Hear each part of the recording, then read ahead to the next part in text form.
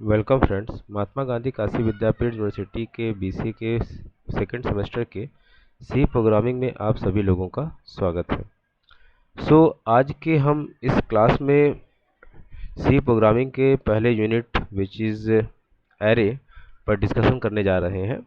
तो सबसे पहले हम एरे की डेफिनेशन को अगर ध्यान से समझने की कोशिश करते हैं एंड देन फर्दर हम बात करेंगे कि एरे होता क्या है, एरे काम क्यों करते हैं और बाकी सारी चीज़ें। Array is a collection of similar types of data which is use same variable name but different index. This index is also called subscript. ये तो डेफिनेशन हो गई और पता है ये थोड़ी डेफिनेशन कॉम्प्लेक्स टाइप की लग रही होगी, बट हम अभी डेफिनेशन को धीरे धीरे करके तोड़ेंगे और तोड़ के फिर समझने की कोशिश करते हैं कि एग्जैक्टली एरे होता क्या है। सबसे पहले तो हम बात करते हैं इस फर्स्ट लाइन की कि array is a collection of similar types of data. इसका क्या अर्थ निकल के आता है? फर्स्ट ऑफ ऑल ये तो समझ में आ रहा है कि एरे में एक ही तरह के डेटा के कलेक्शंस को हम करते हैं, लेकिन आखिर एरे का यूज़ हुआ क्यों और एरे हमें इस्तेमाल करना कब चाहिए और कब नहीं चाहिए, हम पहले इस पर डिस्कशन करते हैं। देन उसके बाद फर्दर हम बाकी चीज़ों को समझने की कोशिश करते हैं। इस कॉन्सेप्ट को समझने के लिए पहले हम एग्जांपल को लेते हैं और इस एग्जांपल से हम लोग एरे के कॉन्सेप्ट को और भी अच्छे से करना चाहेंगे। Accept 5 integer number and display it. एक छोटा सा प्रोग्राम है जिसमें हम 5 इंटीजर नंबर इनपुट करें और उसके इनपुट वैल्यूज़ को हम शो करें।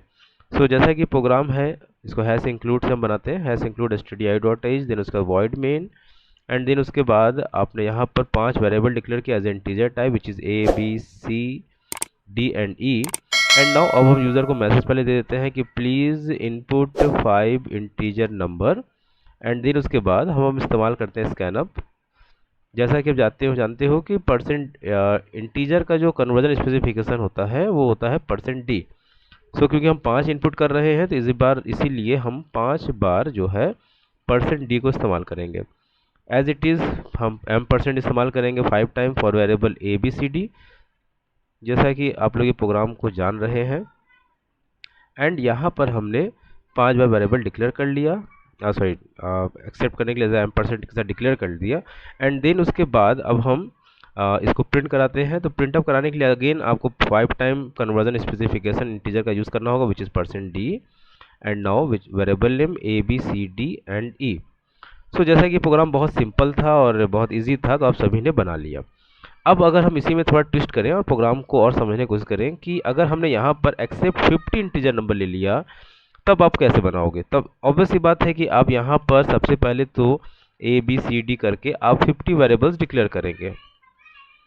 अगेन आप उसी तरह से यहाँ पर भी सेम आप 50 टाइम्स जो है %d का इस्तेमाल करेंगे। एज इट इज़ आप यहाँ पर भी जो है 50 टाइम्स जो है आप वेरिएबल के साथ m% डिक्लेयर करेंगे। एंड एज इट इज़ आप यहाँ पर भी सेम 50 टाइम्स %d लिखकर सारे 50 टाइम्स वेरिएबल के नाम लिखेंगे। ठीक है, तो देख सकते हो कि काफ़ी ये लेंदी हो गया। अगर इसी को और भी हम ट्विस्ट करें और हमने कह दिया कि 50 की जगह 500 इंटीजर नंबर आप इनपुट करो, डिस्प्ले करो, देन ये प्रोग्राम और भी ज़्यादा लेंदी हो जाएगा, क्योंकि देन अगेन आपको वही सेम चीज़ करना होगा कि आपको इंटीजर के वेरिएबल डिक्लेयर करने होंगे एज अ 500 टाइम्स। तो देख सकते हो काफ़ी ज़्यादा ही लेंदी लगने लगा। ठीक है, और इसी वजह से जो है जब आपके पास लार्ज स्केल की डेटा होती है फॉर एक्सेप्टिंग और displaying your data, then we can use array. यहाँ पर मैं इसको नोट्स में लिख देते हैं ताकि आपके पास ये नोट्स रहे कि when we accept large amount of data then we can use array.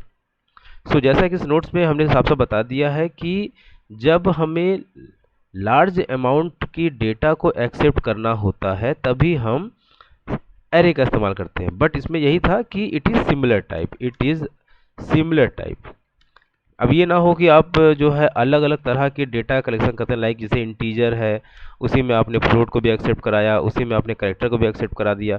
तो ये जो कॉन्सेप्ट है ऐसे आप नहीं कर सकते।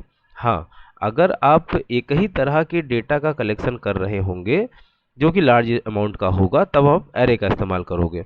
सो ये तो मुझे समझ में आ गया कि एरे का इस्तेमाल हमें करना कहाँ है। अगेन एरे का इस्तेमाल हमें वही करना होता है जहाँ पर हम लार्ज अमाउंट की डेटा को एक्सेप्ट करते हैं। अब इसके आगे की लाइन को पढ़ते हैं कि which is use same variable name but different index और this index is also called subscript. अब ये इंडेक्स क्या होता है? अब अगर हम इसको पहले मैथमेटिकल टर्म समझने की कोशिश करें कि सेम वेरिएबल नेम, पहले इसको समझिए कि इंडेक्स क्या है। अब जैसे कि यहाँ पर हमने कहा same variable name like A1, A2, A3, A4, ये हमने 4 ले लिया। सो यहाँ पर ये जो A है, this A is called variable name, variable name. और यहाँ पर ये जो 1 2 3 4 आप देख रहे हो, दैट इज कॉल्ड इंडेक्स, इसी को हम इंडेक्स कहते हैं। अब यहाँ पर हम वेरिएबल के नेम को चेंज नहीं करते, यहाँ पर हम सिर्फ उसके इंडेक्स या फिर उसके सब स्क्रिप्ट को हम चेंज करते हैं, इसको हम सब स्क्रिप्ट भी कहते हैं। तो हम यहाँ पर क्या करते हैं कि उस वेरिएबल के नेम को ना चेंज करके हम उसके सब स्क्रिप्ट को बदलते हैं, जिससे कि हम जितना मर्जी चाहे उतने नंबर उस सेम वेरिएबल में एक्सेप्ट कर सकते हैं। ठीक है डियर, तो ये तो डेफिनेशन हो गई एरे की। अब इसी में अगर हम क्लासिफिकेशन की बात करें, classification of array, so array can be classified by two type, यानी एरे के दो टाइप होते हैं। Array can be classified by two type, यानी एरे को दो तरह से क्लासिफाइड किया गया। वैसे देखा जाए बहुत सारे बुक्स में 3 टाइप भी मिलेंगे जिनको हम स्टडी करेंगे, इसमें ऐसी बात नहीं, बट जो फंडामेंटल और बेसिक होती हैं वो दो ही टाइप्स की होती हैं। फर्स्ट जो होती हैं वो होती है 1 डायमेंशनल एरे, इसको हम लिखते हैं 1 डायमेंशनल एरे, ठीक है, या इसको 1D भी कहा जाता है, इसको शॉर्ट फॉर्म में हम लोग 1D एरे भी कहते हैं। और जो सेकेंड टाइप है which is 2 dimensional array, 2 dimensional array, जिसे हम लोग शॉर्ट फॉर्म में 2D भी कहते हैं, 2D एरे। और जो बुक्स में थर्ड टाइप मिलेंगे which is a multi dimensional array, जिसकी बातें हम करेंगे, मल्टी डायमेंशनल एरे। ठीक है, तो ये तो हमने देखा कि जो है ये 3 टाइप्स के हमने यहाँ पर बात की है एरे की, 1 dimensional array, 2 dimensional array and multi dimensional array. Then एक ही लेक्चर्स में सारे को कवर करना पॉसिबल नहीं है, काफ़ी लेंदी वीडियो भी बन जाएंगे, तो यहाँ पर हम इस वीडियो को स्टॉप करेंगे और इसका सेकंड पार्ट लाऊंगा नेक्स्ट वीडियो में। तो तब तक के लिए आप चैनल पे बने रहें, नए हैं यूज़र हैं तो प्लीज़ चैनल को सब्सक्राइब करें और कमेंट जरूर करें। अगर आपको कोई भी डाउट है तो कमेंट बॉक्स में आप कमेंट करके पूछ सकते हैं। फिर मिलेंगे नेक्स्ट क्लास में। Thank you very much.